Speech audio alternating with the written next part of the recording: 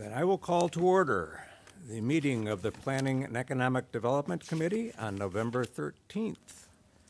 So we have a quorum. The committee also has a substitute chair tonight because I'm the chairman of the legislature and I'm filling in for the committee chair tonight.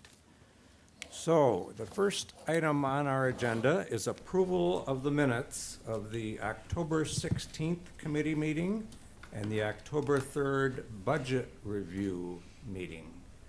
So moved. So we have a motion to approve both minutes and a second. Second. Thank you. Any discussion on that? Hearing none, all those in favor, please say aye. Aye. Opposed, and they're carried. Next item is privilege of the floor. Is there anyone here this evening wishing to address the privilege of the floor? Legislator Larson. Thank you, Mr. Chairman, double chairman this evening. In 2025, let us resolve as a committee to honor the charter, the code, and the legislature rules. I mentioned this at our legislature meeting voting on the budget. The charter calls for the legislature to set goals, objectives, and measurements and submit them to the county executive so he can use them in preparing his tentative budget every September. I don't know how many years the legislature has not been doing that, but we did not do that in '24. As a committee, Economic Development Committee, we're charged with setting goals, objectives, and measurements for everything having to do with economic development and the county's role in that, county government's role in that. We have, one might think that everything's rosy economically in Chautauqua County sometimes, which unfortunately is not true. I'm going to hand everybody from the Bureau of Labor Statistics employed persons in Chautauqua County and civilian labor force in Chautauqua County.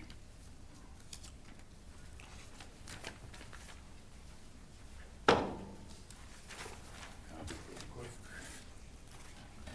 think it's, you keep two of them. Thank you. Oh, there's two. And I apologize. I did this off my own computer at home, and I couldn't get the St. Louis Federal Reserve Board's printout here to go all the way to 2024. I am not technologically that savvy.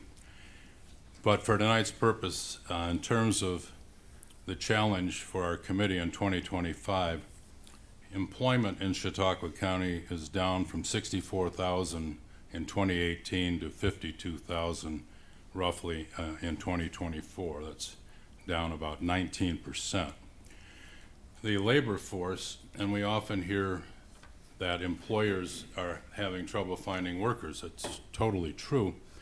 The main reason is our labor force is down from about 68,000 in 2008 to about 54,000 now, a drop of 20% in the size of the labor force. Our population is down. In 2000, we still had 140,000 residents. 2010, it dropped by 5,000 to 135,000. And 2020 was a disastrous drop of 9,000 more, down to 126,000. Our committee should set goals and measures for those goals for economic development. We should have a goal for job growth in 2026. We should have a goal for labor force growth in 2026. We should have a goal for population growth by the 2030 census. I might say that in terms of our labor force, trying to build it up, give it better skills, we have a representative, the president of JCC here tonight on other matters, but one of the things our committee might take a look at is, it's my understanding that the state does not give JCC money for job training. And if I'm right on that, our committee should look at setting some goals and objectives of the county government itself supporting JCC financially for specifically job training. We could assist Wells with the job training for the extra 200 or so workers they look to employ. We could supply JCC with money to help train the 200 or so new employees that Cummins should have in the next year or two, for example. We need our planning department to help us analyze what has happened to us and what we might do to reverse the dramatic decline in population, employment, and labor force. We don't, at least this calendar year, we haven't, to my knowledge, asked our planning department to give us insight on the state of our county economy, what's happened to us over the last 20 years, and what we might do to improve our situation. The last matter I will use tonight under privilege of the floor is an example of this Economic Development Committee has a duty to set economic development goals. One example would be setting a policy on solar farm development. This legislature rejected the possibility of a solar farm at the Dunkirk County Airport property, even though it would have provided revenue to the county. And the majority rejected it even though the county executive had the resolution at his request. At the same time, our Chautauqua County IDA, on which our committee chair sits by virtue of his office, at the same time, our Chautauqua County IDA continues to incentivize solar power with payment in lieu of tax agreements. It was in the news this week that a couple of new solar farm pilot applications are being considered. Even though these solar farms and their pilots produce virtually no long-term jobs, some of the projects have come in for their pilot claiming they create half a job. So what is our economic development policy when it comes to encouraging solar farms? And that's the kind of policy making that the 1998 charter and the code and our current legislature rules call upon us to do. We are not to just come up here once a month and vote on resolutions that are submitted by the county executive. The job and vision for us in the charter, the code, and our own rules is much bigger than that, and I will do what I can in calendar 25 to help our committee perform the work that we've been called upon for many years now to do each and every year. So I thank you, Mr. Chairman, for the time. Thank you. Anyone else for privilege of the floor? Seeing no one, we will move to our proposed resolution. Our first proposed resolution is evaluation and prioritization of 2% occupancy tax grant program applications.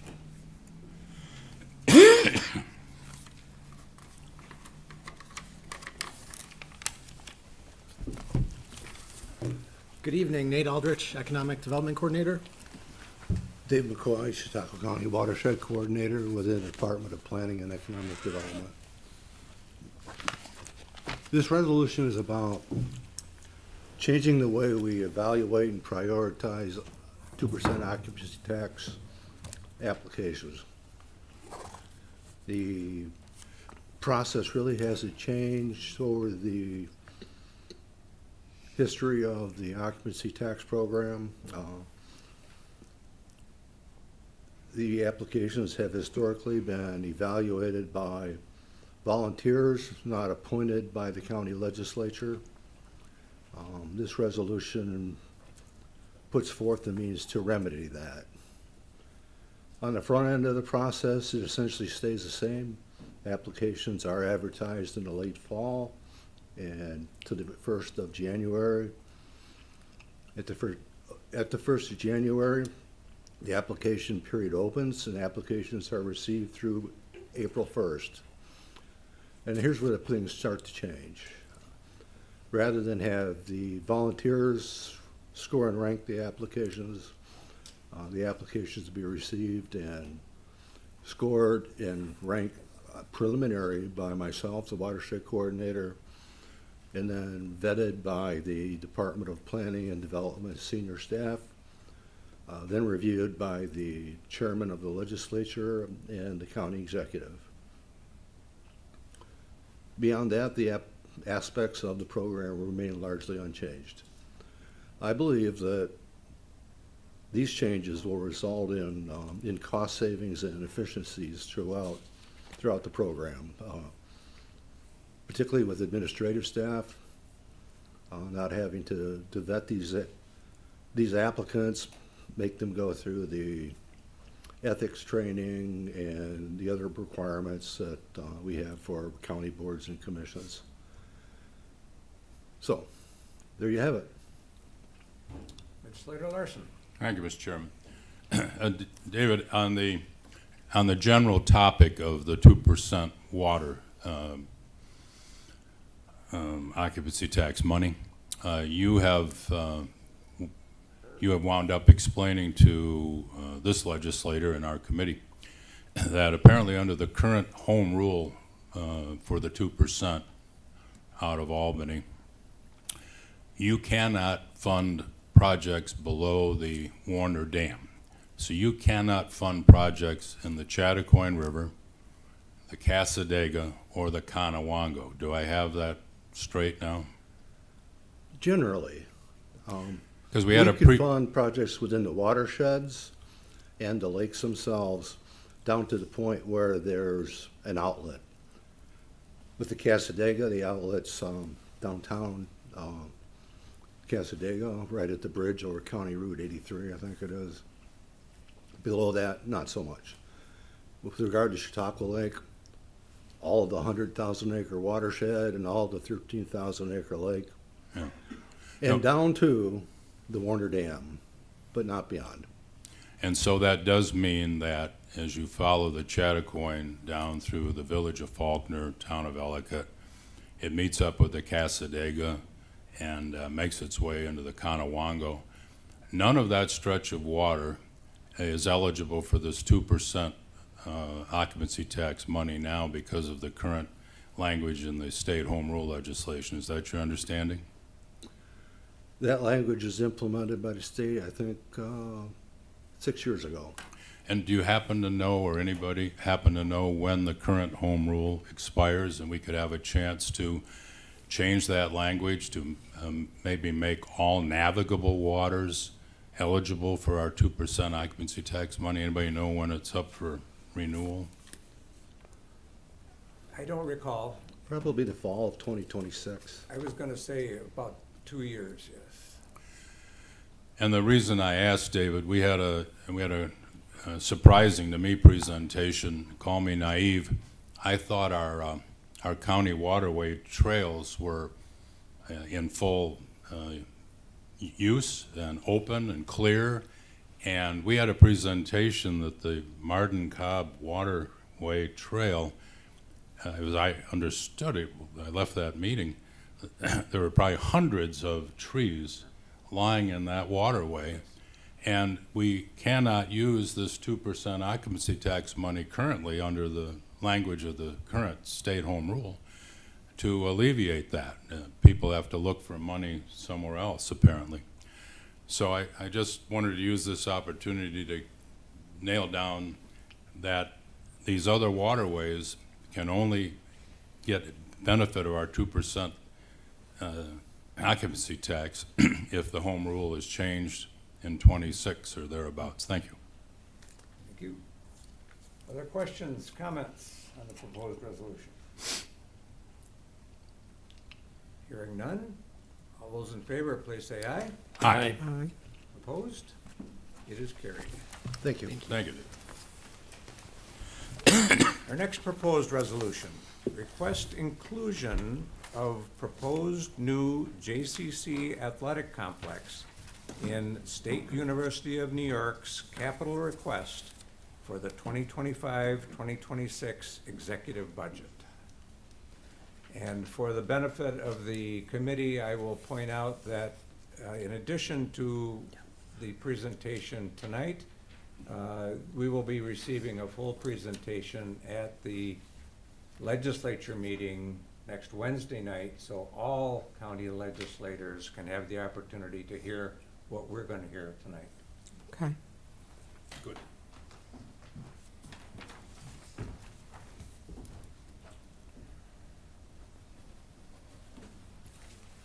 Please introduce yourselves. Good evening, I'm Daniel DeMart, President of Jamestown Community College. I'm John Barber, interim CEO at the Jamestown YMCA. Just us Four. and then for the clerk's records. Easier to describe some of what we're going to share with you with this visual. I have a couple of guests in the back of the room with me. I've got Mr. George Sisson, who is our athletic director, and Professor John O'Brien, who we're very fortunate has been a professor at JCC for 20-plus years, I think, and runs Camp Oniasa. So he has the experience of working in both organizations and has helped, along with George and others, shape what we're sharing with you tonight. For most of the previous 4 years leading up to tonight, the college had been working on sort of a similar project with the city of Jamestown involving the stadium. And I think most of you know, if you followed the progress in the newspapers, that officially came to an end in January of this year. As soon as that came to an end, we were approached by the YMCA requesting a conversation about whether or not we would entertain a different sort of project that would involve the YMCA constructing its new facility on the Jamestown Community College campus. And that's what we're bringing to you tonight, is co-locating a new Y that would be adjacent to and attached to our physical education complex. The project is a $43 million project, $44 million. And as you look at the visual in front of you, what you see on the color sided version, the gray area on the right-hand side is the existing physical education complex, which when you read the business plan, we're talking about renovating this facility. To the left, on the left-hand side, the blue is the new YMCA facility at approximately 30,000 square feet. The space in between the yellow, that is shared space between the YMCA and the college. What you see in yellow and blue and the green in the upper right-hand corner, that is all new space. Okay? If you flip the page over, what you see in this visual on the back side of the property are two turf fields. The one to the right behind the existing facility is our existing soccer field that would be turfed. And then perpendicular to that and parallel to Curtis Road would be a second soccer field. On that second soccer field, it would be overlaid with baseball, and on the other to the right, it would be overlaid with softball. In essence, this is the $44 million project, what you see here represented in this visual. Now, as far as the cost, of the $44 million, approximately 24 of that is college expense in the renovation of the existing facility, the turf fields, and 50% of the shared space, the yellow space you see on the colored side. The rest of it, the balance of what's there financially belongs to the Y. When you break down the college's cost, and back to the resolution, typically our capital projects receive 25% support from the county as a sponsor. The state picks up 50%, and then the college is responsible for the remaining 25%. So in this case, the state would be on the hook for $12 million of the $24 million. The county would be on the hook for approximately $6 million, and the college would pick up the balance. And then the YMCA would handle the funding for their portion of the project, and John can speak more about that if you have questions about that. So in essence, that's the project. Now, what is unique about this project, perhaps more unique than what we would have brought to you had the stadium project come forward, I believe, and I think the Y believes, this project is even more impactful potentially than the stadium project would have been. We're talking about two organizations with complementary missions and a list of potential shared services that would be provided in and around this facility and this new partnership. There are lots of examples to share. I'll just mention one, but you can read more about this in the business plan when you read it. The Y has been, I think, the largest provider of childcare in the region for some time.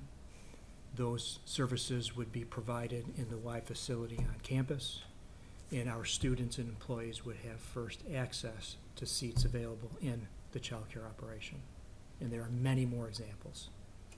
I'm just going to pause there, let John share his perspective from the Y, and then happy to answer any questions that you have. So the Y had endeavored to actually build a new facility along Harrison Street, and we had the land purchased and a plan. And that project, and this was probably in 2022 pricing, was at 33 million. But we knew as a Y that likely that pricing was actually going to probably creep up to be able to build a standalone facility.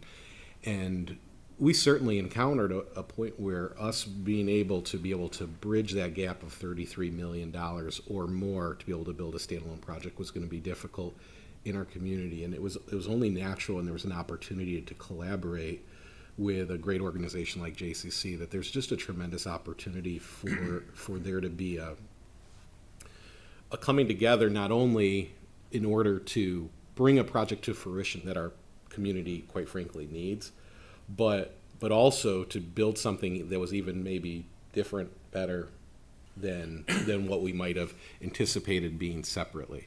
And I think this project provides that kind of opportunity. You know, I think many times if JCC was presenting a project, you're really looking at that in terms of the population of our region and being able to access the tremendous opportunities that are available at JCC. I think what this project has for the county is actually so much more in a way, because with a YMCA being located on the campus, we now have a feature that actually extends beyond, you might think of students, but now we actually have a center for the community that's established there. You have a connection of at-risk students to a campus life, which also presents connection points to those same community children to the place where they could take their next step towards their future. And in addition, you have a connection point in the community to a campus that doesn't actually end when you finish your studies at JCC. You actually have a connection point to that campus that could actually last a lifetime, and you have generations that are captured, you know, with a space to be there.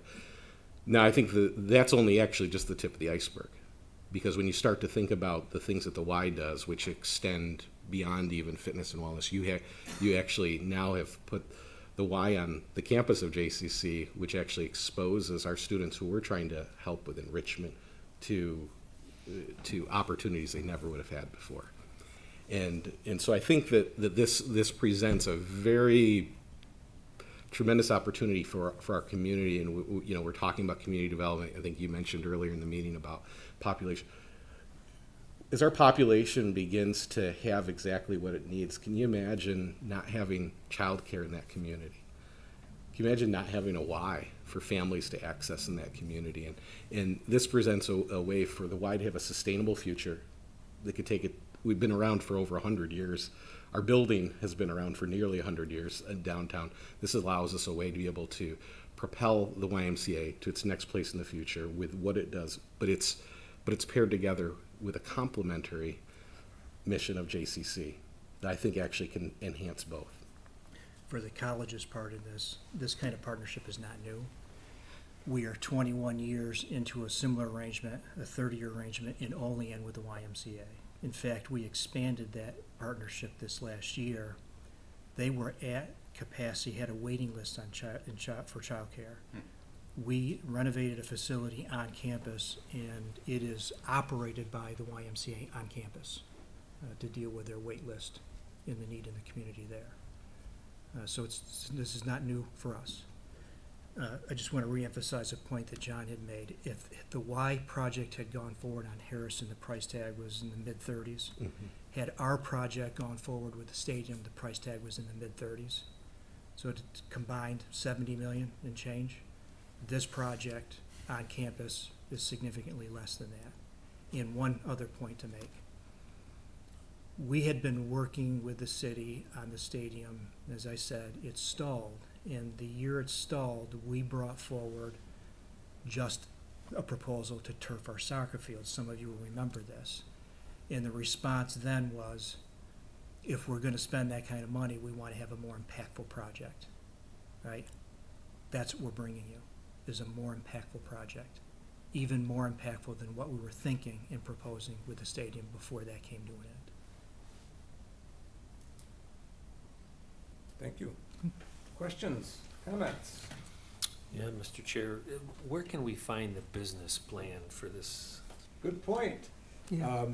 We're going to share the business plan with all the legislators before the legislature meeting next week. So all legislators will have the business plan at the same time. In the business plan, it will determine, indicate responsible parties and the revenue and the money that needs to be raised between JCC and the Y. You'll see the budget numbers. The business plan is the college's business plan, and we're supplementing that with Y information. So what we prepared was to move through our capital project process. The Y certainly has their information as well. Yes. And John, to that point, if you look at the proposed resolution and the last resolved clause, it's very specific, because what we're talking about now is a project that we're committing to fund. The county is committing to fund 25% of JCC's share of this project. But the resolve clause says, provided that the joint project as proposed proceeds, because we are not in control of SUNY paying their 50%. We're not in control of JCC paying their 25%, and we're not in control of the Y paying their portion.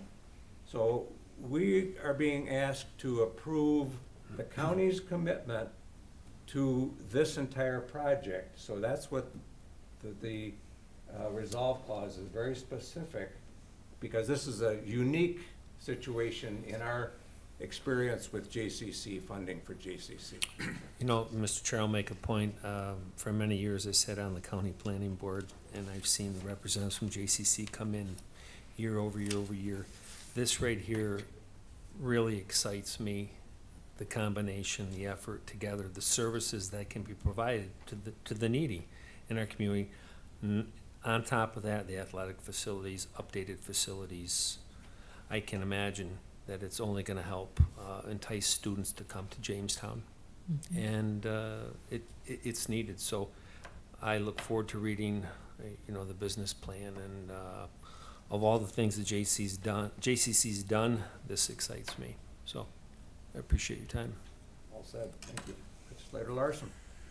Mr. Chairman, I want to commend both of these gentlemen in their roles at JCC and at the Y and their organizations.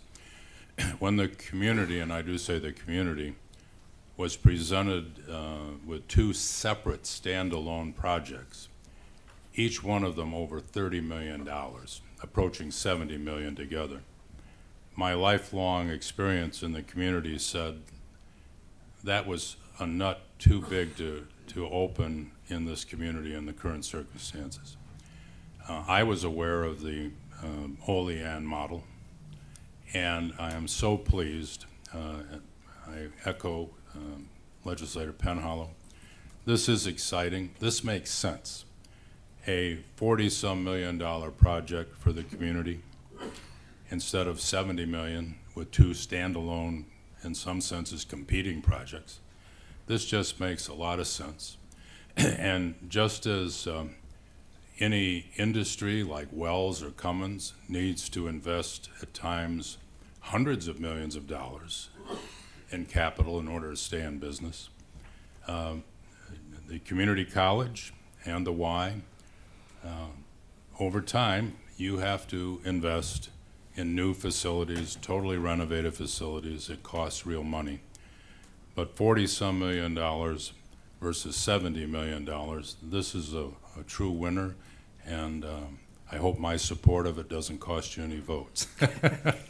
Thank you. Congratulations. Mr. Chairman, Legislator Dickey.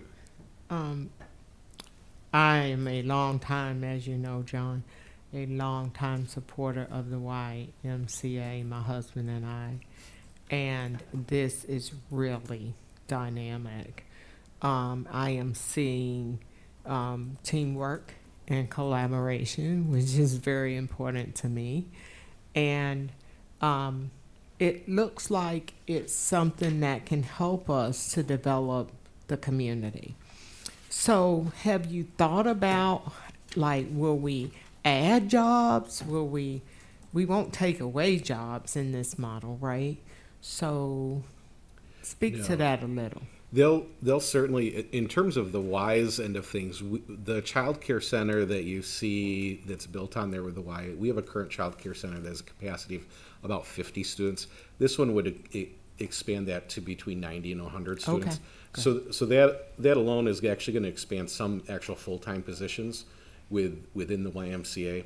The other aspect that's a little bit hard for me to nail down for you, but with the expansion of the Y, right now our current facility, which is aging, and those of you that have been in it, you might know that accessibility is a factor. There's steps to get everywhere.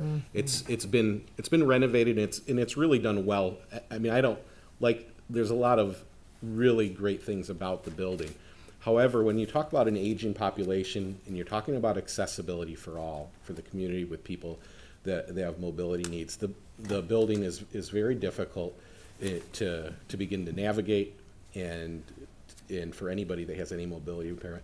This we expect that not only will it be an exciting project that's sure to be more enticing to anybody to want to become a part of the Y, it's also going to be more accessible, meaning more people literally can get into the building to be able to use the services. And so with that said, I would anticipate that our model of what we're able to do as Y begins to expand, because there's going to be more people there. And when you have more people, you have a need for more staff members that are providing these exciting resources that make this part of the community.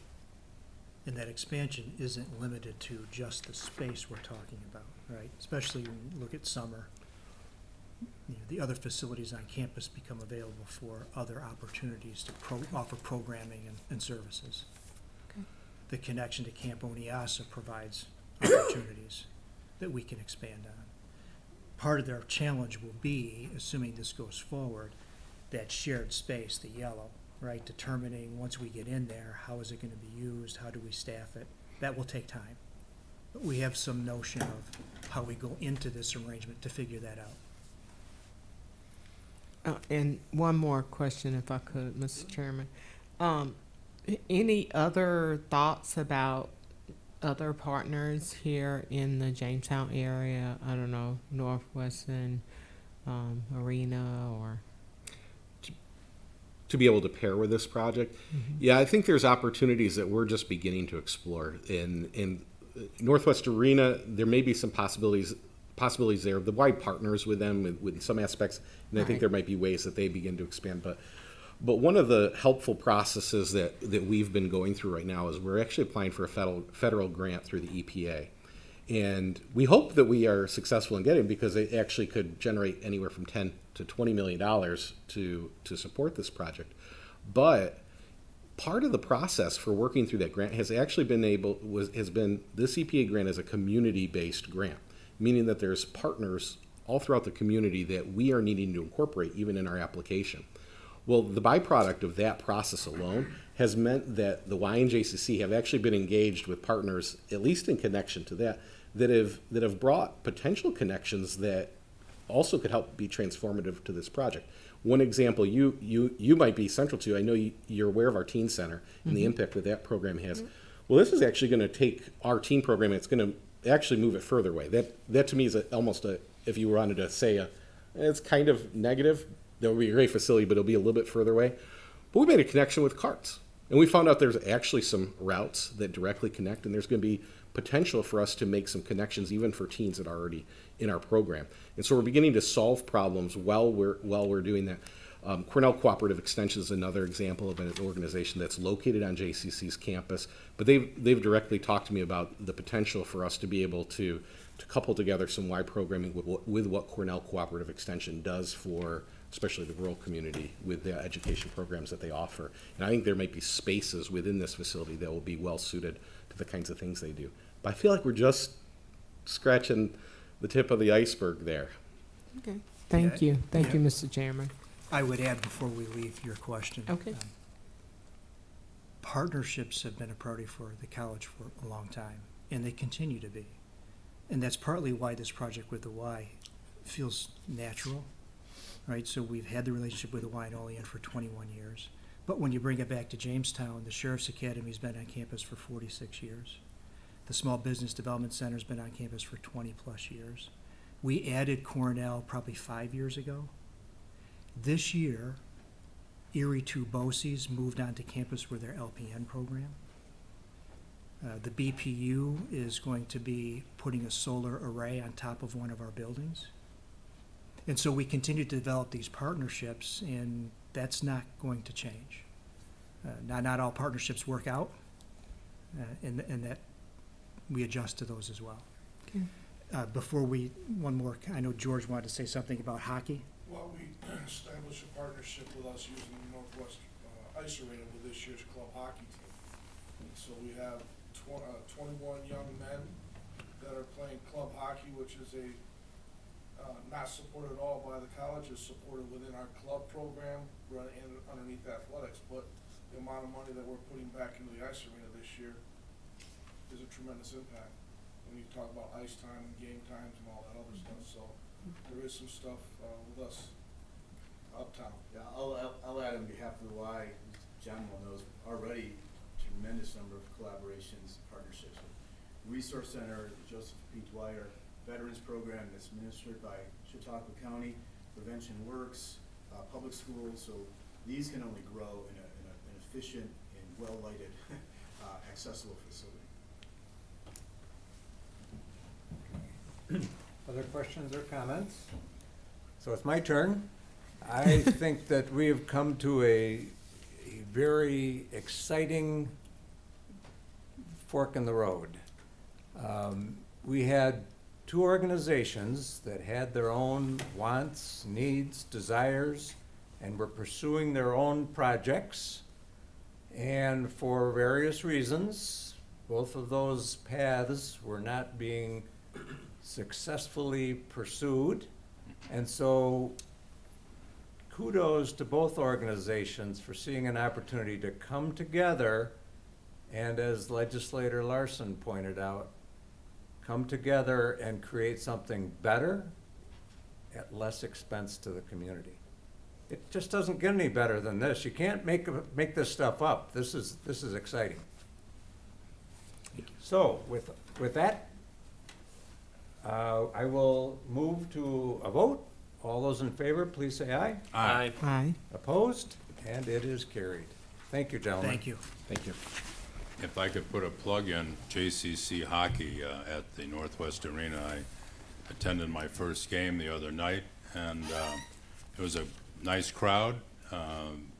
The players know how to play hockey. They probably started at 5 or 6 years of age, and it was a great thing, and encouraged the community. There's a number of games left, I think November, December into next year, I believe. So encourage members of the legislature to check it out, staff, guests, and congratulations on your team. I want to thank George for making that happen. Thank you, George. Thank you. And now, on to proposed resolution number 3, authorize agreement with the Small Business Development Center at Jamestown Community College. There they are again. Great. Nate Aldrich, Economic Development Coordinator, back for the next 5 resolutions here. For those of You that have been on the committee, you typically see these resolutions appear annually this time of year after the county budget's approved. Again, all the funding for the next 5 was approved in the 2025 budget, and then we're required to come here for an authorizing resolution so we can move the funds forward next year. So this particular resolution, again, as I mentioned, consistent with the 2025 budget. Courtney Curatolo and her team at JCC Small Business Development Center just doing a fantastic job. You know, we're working with each other more than ever before, have a lot of great collaboration with them. They're working with quite a few IDA clients, but they're really there to fill the void and work directly with our small businesses, our entrepreneurs, our startups. Some numbers from 2024 through for the first 3 quarters that Courtney Curatolo sent, and she regrets that she wasn't able to make it tonight. SBD is assisting over 700 businesses, helping to retain or create over 1,600 jobs. She mentions she's worked with and her team 40 new business startups this year alone, and their assistance has resulted in almost $9 million of investment from those businesses. So some of those highlights. And again, happy to keep this partnership going, and they're doing a great job. Any Okay, questions? Questions, comments? Hearing none, all those in favor, please say aye. Aye. Opposed? Carried. So my colleague Jason Sample is going to join me for the next 2. And again, Mark Geis also sends his regrets. This particular resolution, this is also an annual contract. This is funded exclusively by the 3% budget, consistent with the 2025 budget. Really just helps support the IDA's capacity to focus on advancing a number of tourism and hospitality related projects. Made an effort in the last several years to focus on a number of initiatives, including Hideaway Bay and the White Inn and Fredonia are 2 that come to mind this year opening. The White Inn just had a soft opening, in fact, Monday night. So again, great to see some of these projects come to fruition. And our focus in 2025 with these funds is going to be especially on bolstering our marketing efforts for business attraction, but also generally through our Live CHQ campaign. And especially when we get to the next resolution, Jason can highlight some of those enhanced marketing activities. Jason? You want me to go ahead and talk about all of our marketing activities? Jason Sample, Marketing and Communications Coordinator for CCIDA and the Partnership for Economic Growth.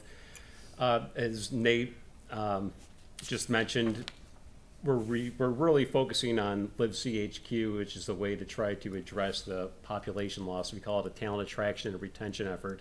Live CHQ launched in April of this year, and it's really seen initial success. We've got some momentum, and we're going to try to keep that momentum going. But a lot of that hinges on trying to build the Chautauqua brand outside of Chautauqua County so people can become aware of it, and that's where the marketing comes in. So we are using a portion of our partnership money from the Wilson Foundation to help keep that process moving along and keep that momentum going. But we also need to utilize some of our IDA money to assist with that effort as well. It's not a extremely robust marketing budget. Of course, being the marketing coordinator, I always like to see more funding, but I think we're making strides with the funding that we do have here in 2024, and this will help to continue that in 2025. We're not just focusing on Live CHQ though, we're also going to be focusing on site promotion and development. You all are aware of the Ripley site that's been lauded a lot in the news and media, as well as Mason Industrial Park.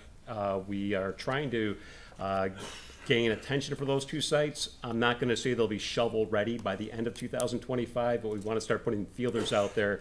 And then again, that begins with marketing and advertising those sites, not only here in Chautauqua County, but across the Northeast region, especially in the state of Ohio, as well as the middle of New York State, as we know about that tech quarter that's being developed. So we're going to really try to focus and pinpoint some of that money toward those markets, Pittsburgh, Cleveland, Columbus, and even the central part of New York State, to raise awareness about these locations.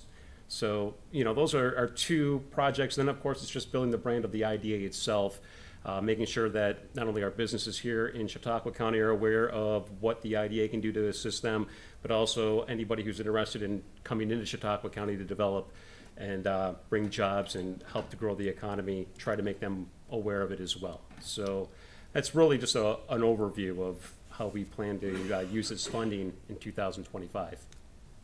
Okay, so as Nate pointed out, we have proposed resolutions number 4 and 5 that are very, we have had some description of both of those. So I would like to focus now on proposed resolution number 4, which is to authorize agreement with the County of Chautauqua Industrial Development Agency for attractions and development of tourism-related businesses. So are there any questions or comments for these gentlemen on that proposed resolution? Legislator Larson. Mostly an observation, I guess. Reading the resolution, having it tourist-related, one could see some overlap, duplication with our Chautauqua County Visitors Bureau. Their whole mission is attracting visitors, tourists to Chautauqua County. By the current state home rule law, they are entitled to 50% of our 3% occupancy tax each year. So I think they're getting about $600,000. Part of this resolution sounds like it's the same thing as the mission of the Chautauqua County Visitors Bureau. How is it different? I would say that as you mentioned, Mr. Larson, the Visitors Bureau is focused on bringing tourists here and extending tourist stays and spending within the community, whereas the IDA's effort is again on business attraction related to hospitality and tourism related businesses. As part of that, we do advertising, publicity, promotion directed to that specifically. Thank you. Thank you. Any other questions or comments? Hearing none, all those in favor of the proposed resolution, please say aye. Aye. Opposed? It is carried. And now, on to proposed resolution number 5, authorize agreement with County of Chautauqua Industrial Development Agency for business development, assistance, and promotion. Nate, do you have something Yeah. further to add to that? Again, Jason touched on kind of both resolutions here, but again, just emphasize that with our new Choose CHQ campaign and our new website, if you haven't had a chance to check out our new resources and content, we encourage you to do so. We don't want to stop there. We want to keep improving that content, and as Jason said, a key focus of next year will be on business attraction and marketing key sites. Questions, comments on the proposed resolution?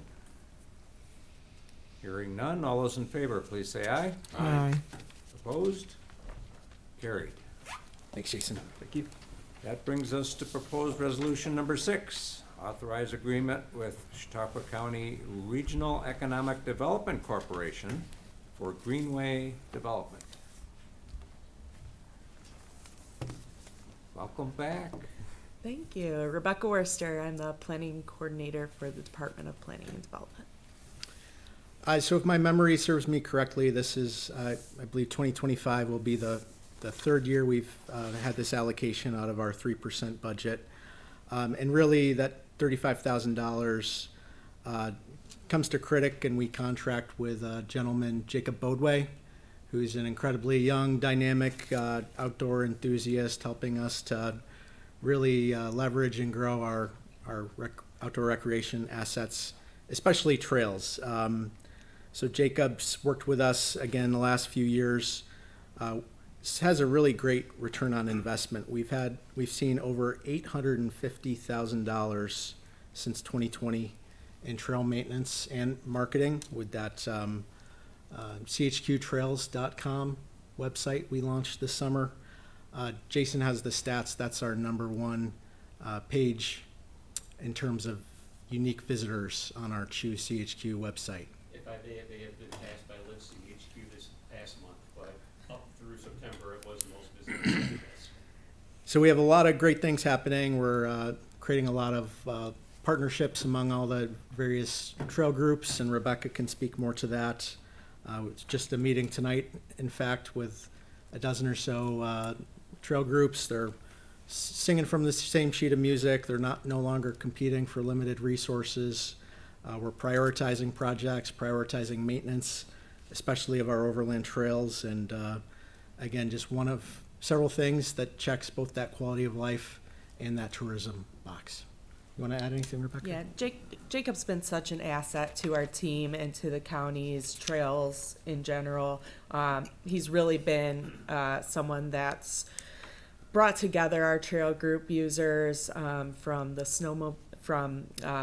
the cross-country skiers to equestrians and our biking and hiking groups. You know, we're all coming together and working towards getting projects, maintenance projects happening, but also looking at future projects as well. And it was really exciting to launch the trail mapping project this year and really show all of our different trails throughout the county in a one-stop shop that you can really identify where you want to go and what you want to do on those trails. So that's really exciting. His focus has been really on our overland trails as well, and improving those. And the overland improvements projects are 6 phases. He just completed phase 4 this past summer, and we'll be working on grant funding opportunities for phase 5 next year, which is about $100,000 project. So he'll be working on trying to find grant funding opportunities to really move that forward. But they were in rough shape, and we're so happy with the work he's been doing on the overland trails for the county. So I totally worth the money. Okay, questions, comments on the proposed resolution? Legislator Larson.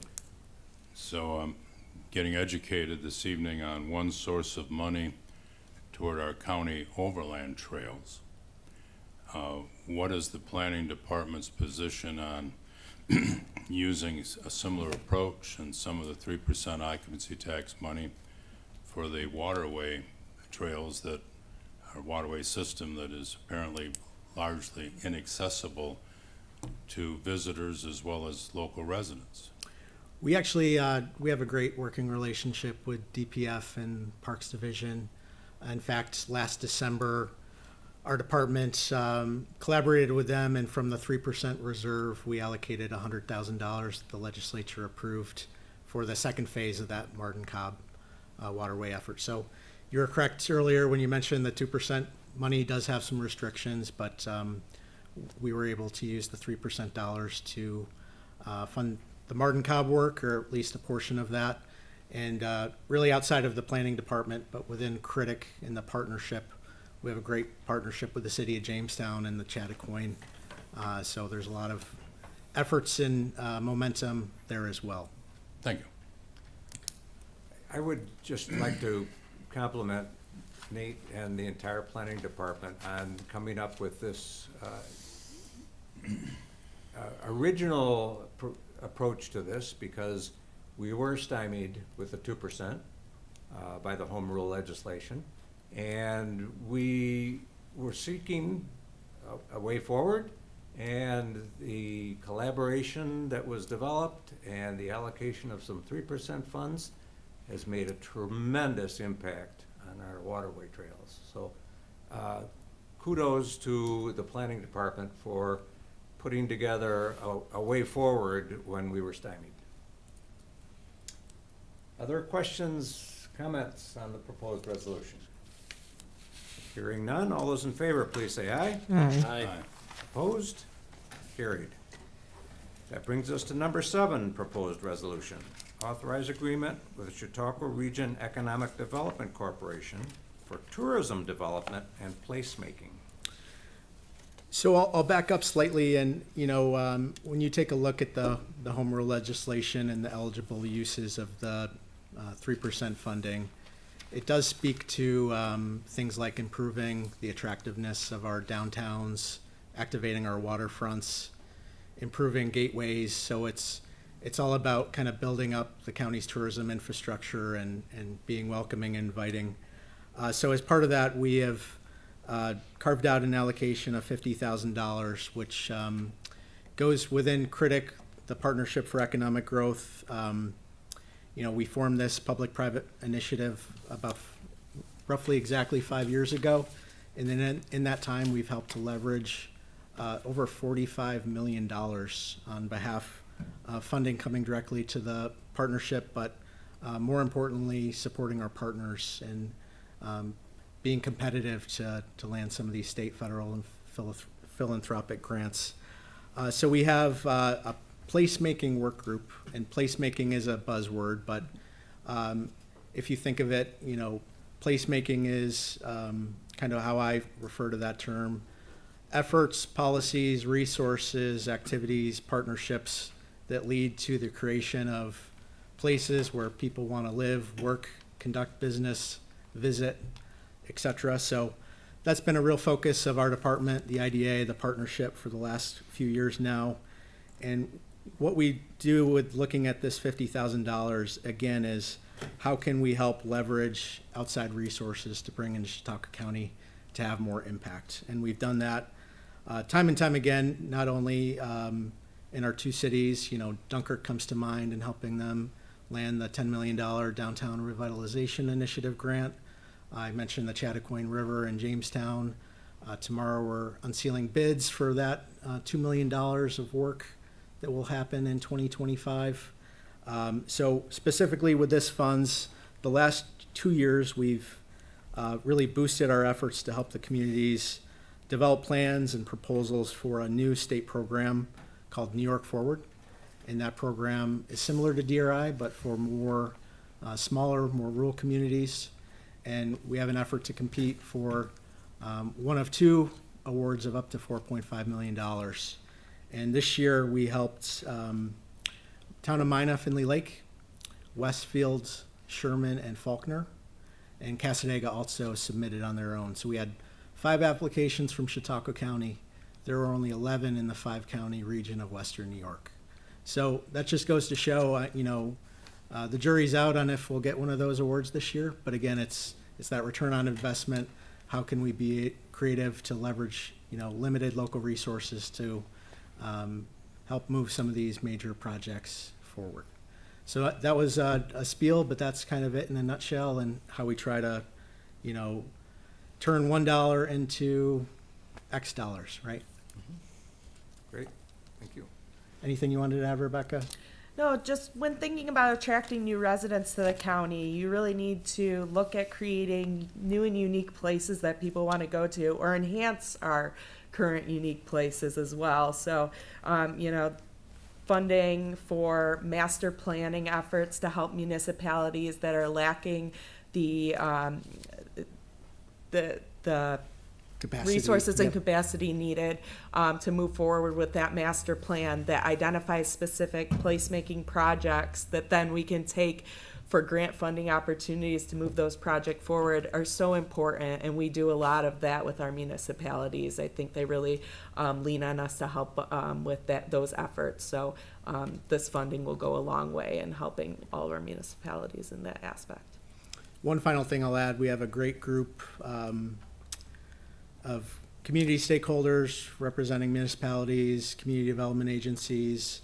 We have 2 co-chairs, Andrew Nixon and Crystal Surdick, Development Director of Jamestown. So we meet several times a year, and we, come up with priorities and projects that we agree are important, and then we get behind those to advance those from idea to implementation and all steps involved in that process. Okay, questions, comments on the proposed resolution? Hearing none, great work. All in favor, please say aye. Aye. Opposed?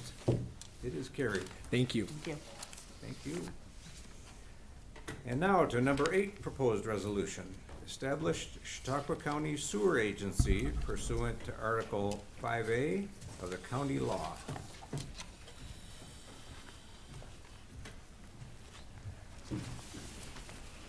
Dave McCoy, Chautauqua County Watershed Coordinator. This resolution is about forming a sewer agency to consider the aspects of forming a wastewater district on Chautauqua Lake. Back in 2012, the New York State Department of Environmental Conservation and US EPA collaborated to develop a total maximum daily load of phosphorus for Chautauqua Lake, commonly called a TMDL. Primary recommendations from that TMDL was to sewer Chautauqua Lake. Since that time, we've been remarkably successful. I think we're around 50% before the TMDL, with sewers in the Jamestown, Lakewood area, also up in Mayville. However, over the last few years, through a lot of effort, particularly through this body, we've accomplished getting sewers on the west side and the east side of Chautauqua Lake. We're about 90%. This project is about 10% to finish, about 6.5 miles. So this proposed resolution is to take a step towards that sewer project, and the first step required is for the county legislature to form a sewer agency to review proposals and consider whether they will recommend to the legislature to proceed down the path of creating a district or districts in that area. Yes, the agency would be composed of 5 members, 2 appointed by the legislature, 2 appointed by the towns that will be within the districts, and 1 appointed by the county executive. And I will point out for the committee that the 2 legislators that will likely be appointed are the 2 legislators whose districts this project will be. And that will be Legislator Proctor and Legislator Shagnon. And I'd like to add that this project has the potential to serve around 860 EDUs. So there's certainly a large number of people that can benefit from this project. Yes. Questions, comments on the proposed resolution? Just one question, Chair. The current director, county employee, he'll sit on this agency, this board, this recommending body? Or how is that gonna? The county executive will appoint 1 person Okay. to the agency. I don't know who the county executive has in mind for that position. But that will be up to the county executive. Thank you. Thank you. Any other questions, comments? Yes, from our finance director. I noticed in the resolution that it mentioned, that would be reviewing, like maps and plans or having, are the costs for those, I guess, studies or maps and plans, et cetera, that they might be reviewing, or the committee's not gonna generate those, I assume they're gonna have to be done by a consultant or something, and are those funds in the planning department's budget or a separate project? The proposal for studying this area was approved by the legislature with ARPA funds, and the consultant engineer is working on that study and will have the study completed hopefully by the end of this month. So when this sewer agency is formed, it will be able to go hand in glove with the study results, and then we will proceed from there. Okay, thank you. Mhm. Makes sense. Okay. Any other questions, comments? Hearing none, all those in favor, please say aye. Aye. Opposed? Carried. Now on to proposed resolution number 9. Establish Chautauqua County Water Agency pursuant to Article 5A of the county law. These 2 resolutions are like peas and carrots, so to speak. Both involve significant infrastructure investments. This particular resolution involves water infrastructure that would run generally from the hamlet of Asheville north to the fish hatchery abutting the Chautauqua Institution. has potential to serve approximately 1,320 EDUs and generally falls within the footprint of the Phase 2 sewer district expansion from the South and Center plant. Could you tell us what an EDU is? Yeah, I certainly can.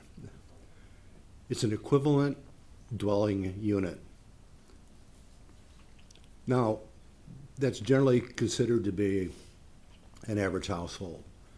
But we bend and warp that to make that fit. For instance, a campground. Is a campground the same, a campsite, same as a residential dwelling unit? Is a hotel or a condominium quite the same? No. So we split.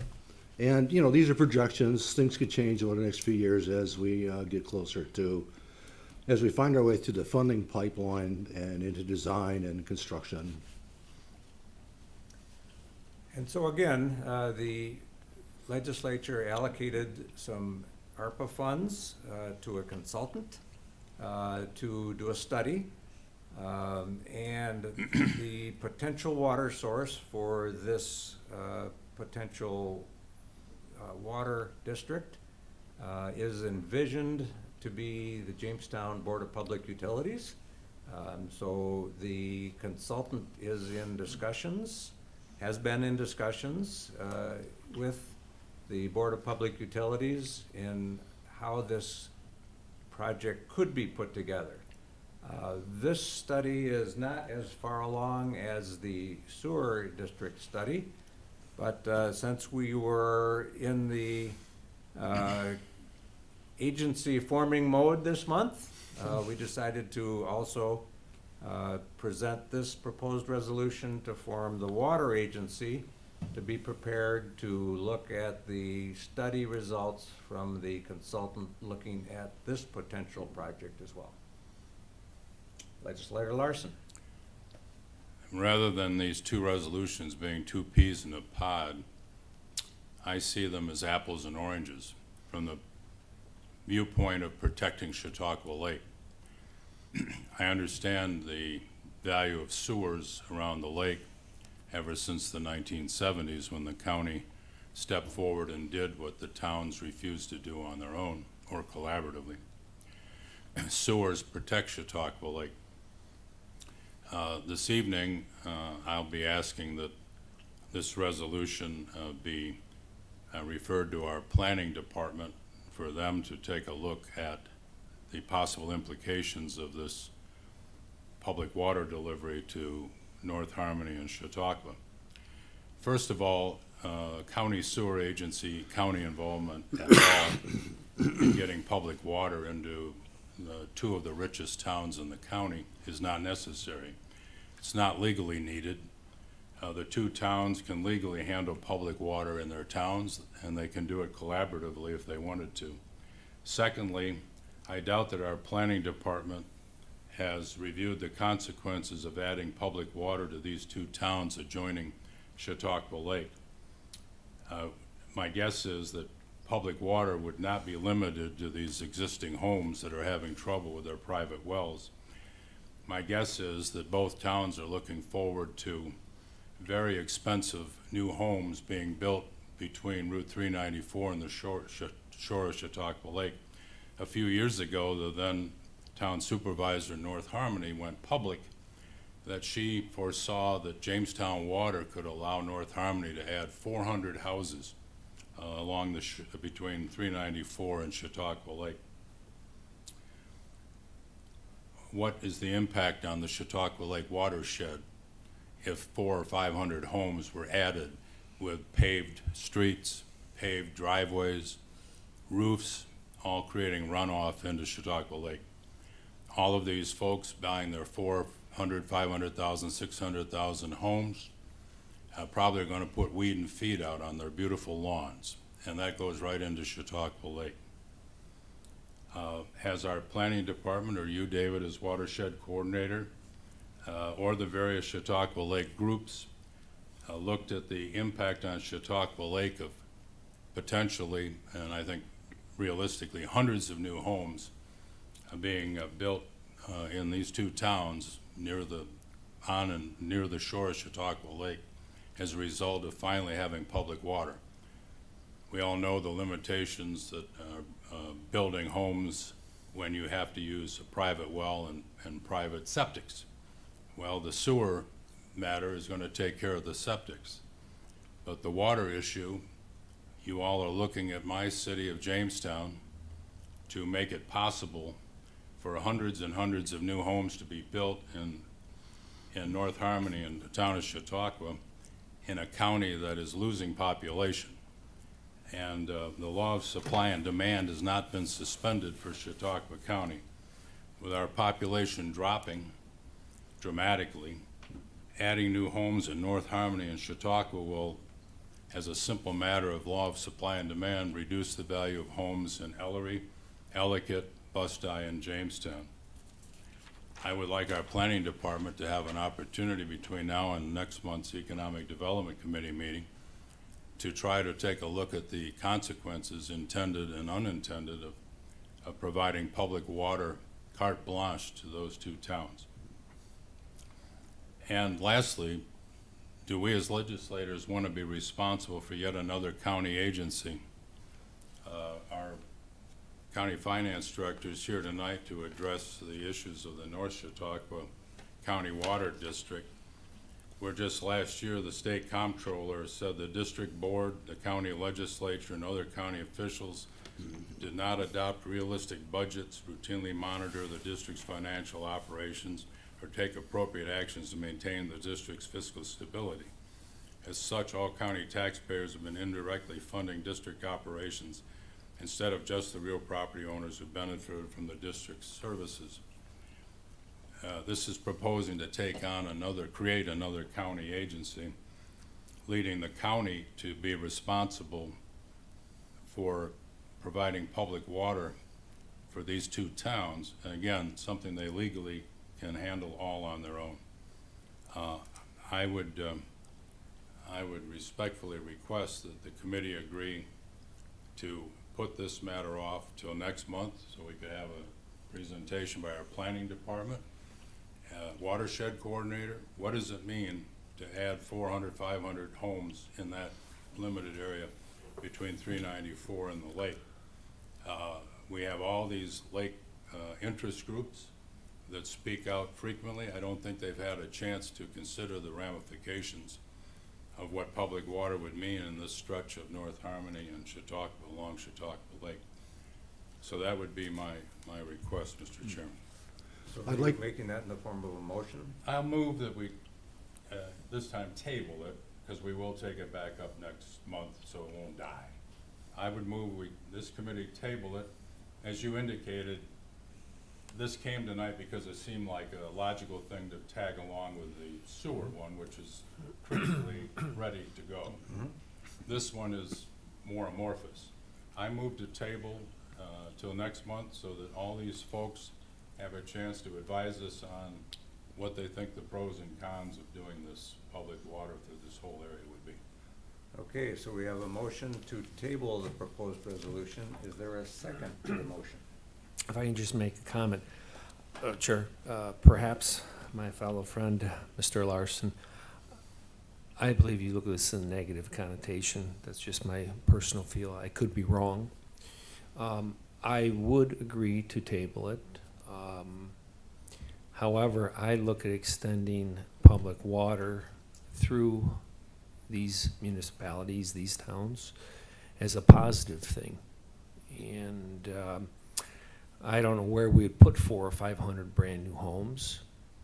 I know that area very well, and possibly they would be removing existing homes and building new homes where those existing homes stand correctly right now. So I look at this as a positive opportunity, but I wouldn't close the door on learning more about it. I just want to make that point clear on my behalf, in my opinion. Thank you. So is there a second to the motion to table?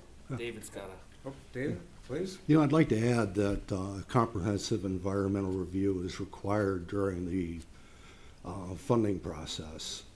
Not only do we have to satisfy the New York State seeker regulations, we also have to satisfy the NEPA regulations on the federal level.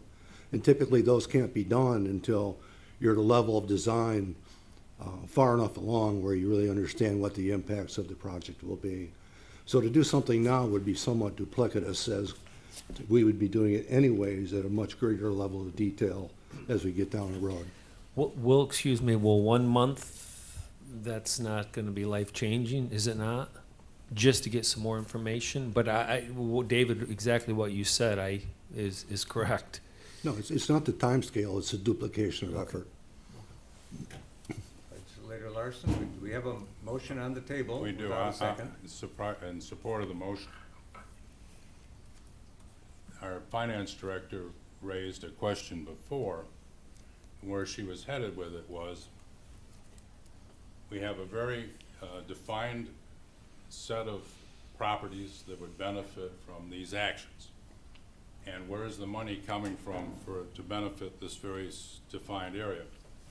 Well, the answer was, we voted to use President Biden's money to do this. That's fine, but that was still general fund money. We could have used that money for anything. So we are, in effect, on all of these things, we're subsidizing ultimately the folks in the district. The folks in the district are never going to pay back the American Rescue Plan money that we've advanced to benefit that particular little group. We could say that for any of that money in any of these communities, whether it's water, sewer, or infrastructure. Some of the ARPA money that you all appropriated, we did some this year. Generally, it applied to the county in general. And not all of it, but generally. And Kitty's here tonight to deal with the North Stock County Water District, where the big issue was general fund, year after year, has accumulated to 5.2 million or whatever for a district that should be paying its own way and ultimately must. So I would urge we approve just the 1 month and get some more information. And as legislators from Jamestown, we should be cautious when somebody looks at our city and says, you know, I like your water, but I don't ever want to pay for your police or your fire department. I just want your water. We have to be cautious as Jamestown legislators about what that means. And if our homes go down in value in the city because our water has made it possible for developers to build 100, 200, 300 nice houses in North Harmony, just a short drive from us, we should be careful.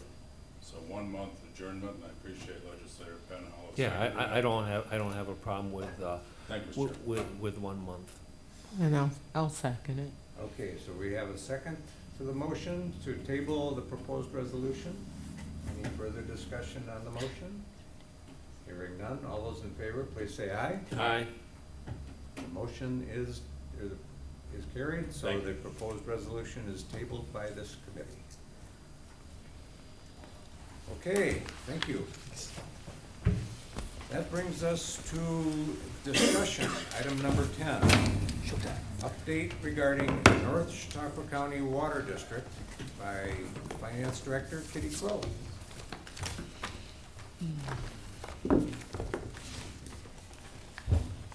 Just have the handout that was sent, I guess, I don't know, a month or so ago, that was my responses to Legislator Larson's questions, in case you don't have a Thank you. copy. Thank you.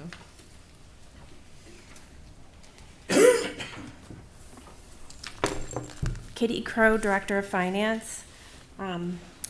I did want to make one clarification on the last resolution, or the one before. My question was really, in terms of the budget, was the established budget for the map and plan and study that were to be done, not the formation of the district or anything like that. So that was my intention around my question, because I understood the resolution was just forming a committee, or agency that will review those items and make a recommendation to the legislature, and then it would of course be the legislature's decision if they want to move forward on a new district or not.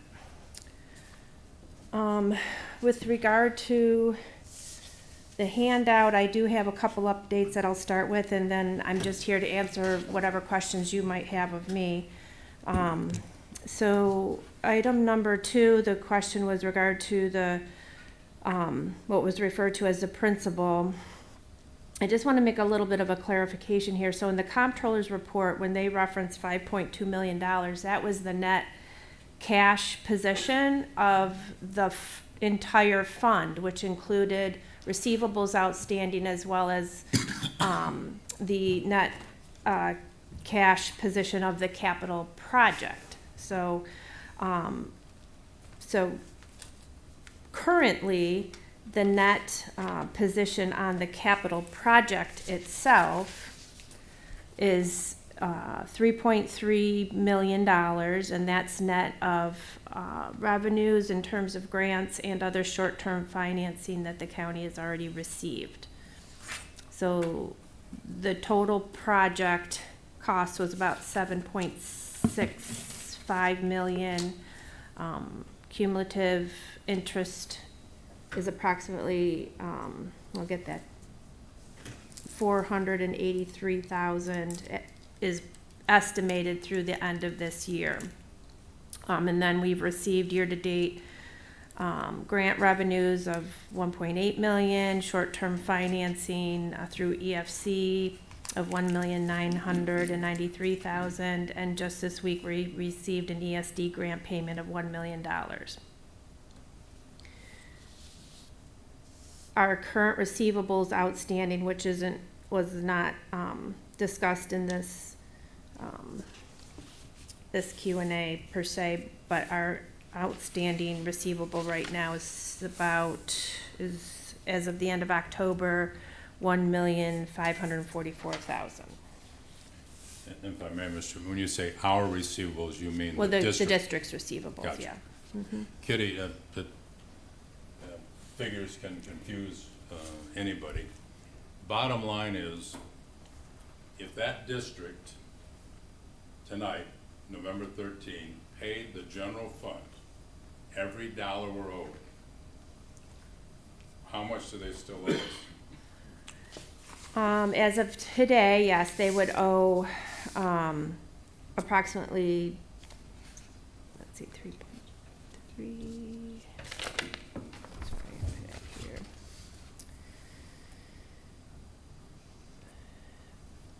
$5,411,000 plus the interest. That's about $5.9 million, I believe. That's with the interest.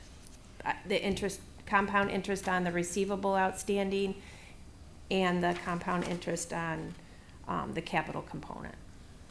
So the reason, Mr. Chairman, I asked for the bottom line, when we start talking about, well, we received this grant, we received that grant, well, that's fine, but I wanted to get to the bottom line that wasn't against this $5.2 million.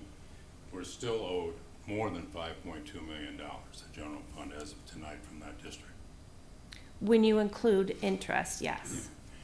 And although I asked all these questions, and I appreciate your answers, to make the meeting a little shorter, at least for me, most of this is, pardon the expression, water over the dam. The chairman and I co-sponsored legislation this year making it legal retroactively that all this $5.2 million was advanced out of the general fund, and so that's water over the dam. The one thing that's not water over the dam for me is the interest calculation that the county has chosen to make at this time anyway. I look at this as, for way over a year now, the district has owed us at least $5.2 million.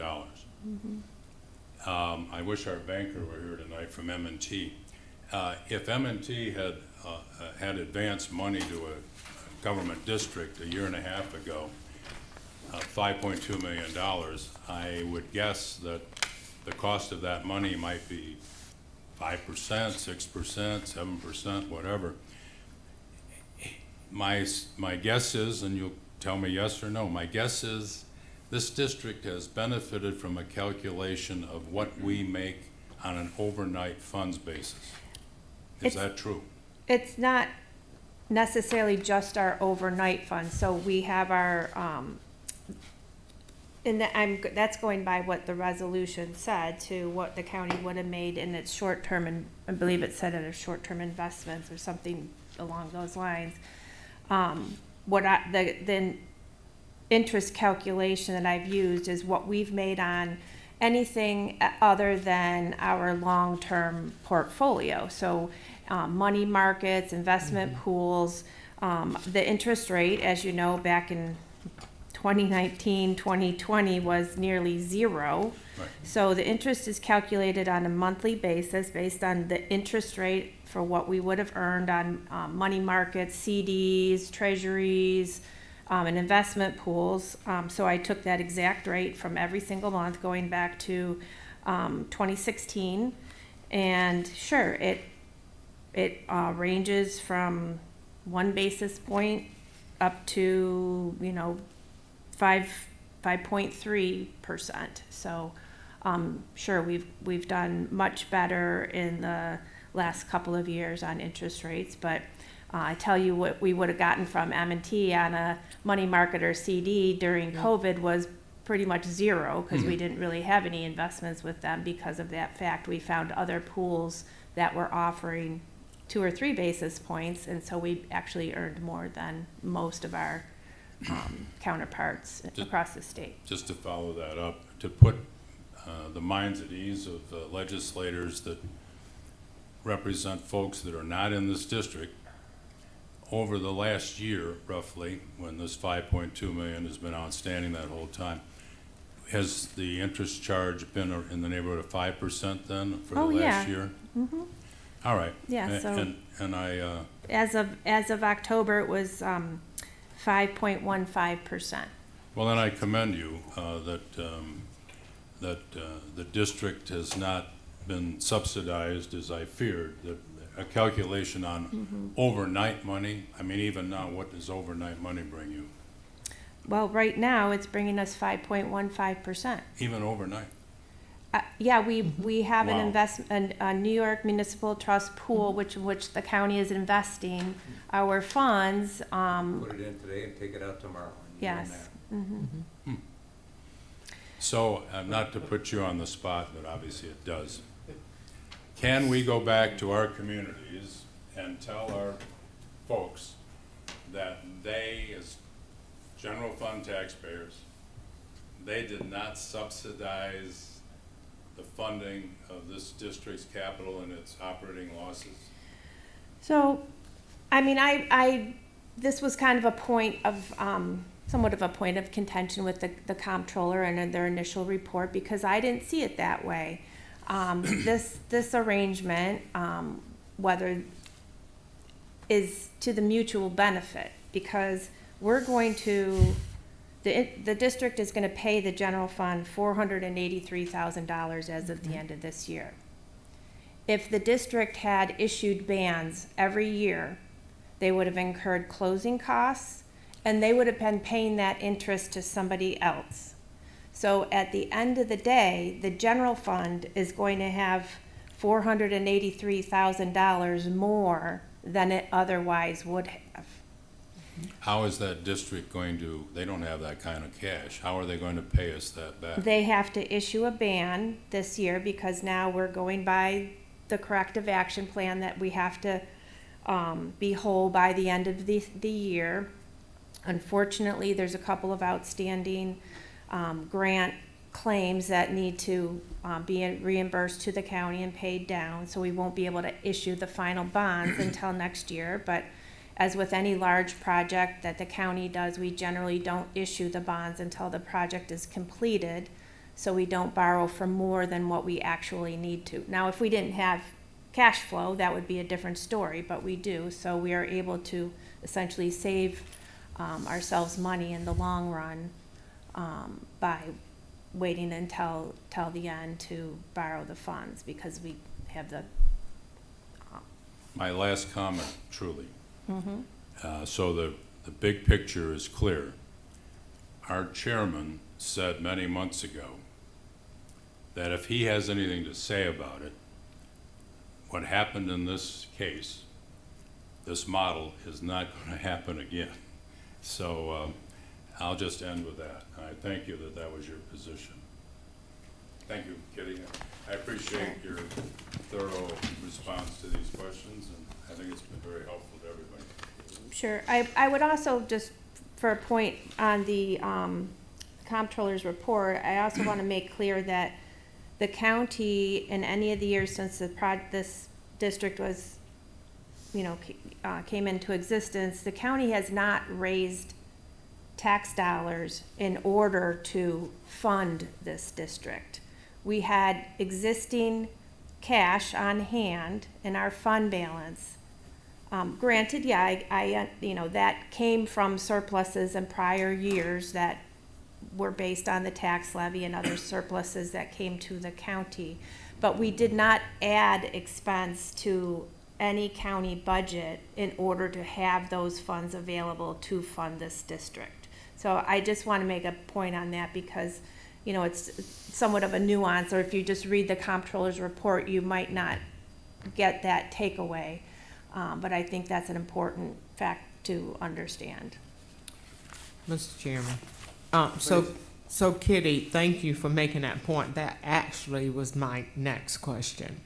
So essentially, we have continued to reduce the tax levy for our taxpayers as tax rate for our taxpayers in our groups. So why wouldn't it be something that we would do to help support the district? Like, why wouldn't we support them? As we've come to find out, it was never, our intention to look the other way on general municipal law, but as a result of this audit, we found out new information that we were not aware of, and in the comptroller's view, we can offer a loan to one of our enterprise funds, but the loan essentially is to be paid by the end of the year. So I see. that was the Short-term loan. Yeah. Okay. So whereas this project went over multiple years, we in their view, the district should have at least issued a ban at the end of each year. Again, we can argue that point with the comptroller's office, but the report is out and we've submitted our corrective action plan. But I think at the end of the day, it's of mutual benefit to the district and to all county taxpayers, because the general fund is going to have more money in its cash balance at the end of this project than it otherwise would have. Thank you for the detailed explanation. I am reading backwards, so hopefully I will catch up here soon. Mm-hmm. And just to highlight the point that Kitty made is that people weren't looking the other way on this. The county attorney at the time and the finance director argued strenuously with the state controller that the way this was done was proper, and ultimately the state controller's opinion held, and the previous county attorney and the finance director agreed that this is what we needed to be in compliance with. This is not something that we did knowing that we were doing something improper. I see. It was this firm belief that we were doing it properly, and we learned from the process. Mm-hmm. If I could simply add for Legislator Dickey, there were two things legally wrong with what the county did. The state general municipal law that authorizes the county to loan money to other entities has two clear requirements. It's not vague, it's not soft and fuzzy. One is there has to be a legislature resolution authorizing the loan every year. Number two, by state law, each year's loan has to be repayable by the end of that year. Got you. Now, this county government, at least 2 years, this legislature never passed a resolution authorizing the loan. So that's not good. It's like a bank loan committee that it never met, and the loan officer loaned the money anyway. That's not good. Secondly, the most money this legislature resolution, any resolution ever authorized was $4 million. Well, the comptroller came in and said, hey, you've advanced $5.2 million to these people. So that was not good. And Chairman Shagnon and I sponsored a resolution this year that authorized retroactively the 5.2 million plus a little more. And so we fixed that part of the problem. But there were two things that were very clearly wrong under general municipal law, and that will not happen again, as long as any of us have a memory. Does that help a little? It does, thank you. Thank you, Mr. Chairman. So we are on track for the bans to be issued in early December. That's good news for everybody. Thank you. Excuse me, you said early December? Okay, Yeah. thank you. And the corrective action plan indicated that the receivable from CBI would be repaid by the end of next year. And they are working with their member municipalities to have it repaid at the end of this year. Yes.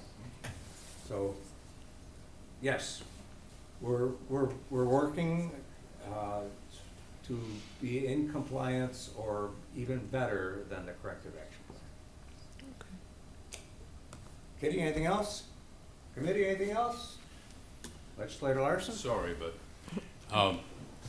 I think it was voiced at some point this year that my questions about county finances based on, this is my third roundup here on the county legislature, 8 years as the county attorney. I have nothing but the highest respect for everyone that has been in county finance, going back to Bob Beckman, who was amazing financial genius, really. And Kitty Crow has been an outstanding public servant. So my questions have to do with policy, have to do with judgment calls. But in terms of professionalism of our county finance operation, it has been first rate, going way, way back into the 1980s. And so I want to make that, as Richard Nixon liked to say, I wanted to make it perfectly clear. I have the highest regard for Kitty Crow and everybody else over the years that's provided fine financial work for this county. Thank you. Thank you. I appreciate that. Thank you. Mr. Chair, I think that's important that Fred communicated that very clearly, publicly, and out loud. So I appreciate that, because I think perhaps over the last 6 or 8 months, some of those views were looked upon as negative, and it's clear that they are not, and he supports what Kitty and her staff has done. So thank you, Fred. You're welcome. Thank you. And I want to say also, in my short-term period as an appointed new legislator, I have seen nothing but, professionalism in you. And of course, I've known you before, so, I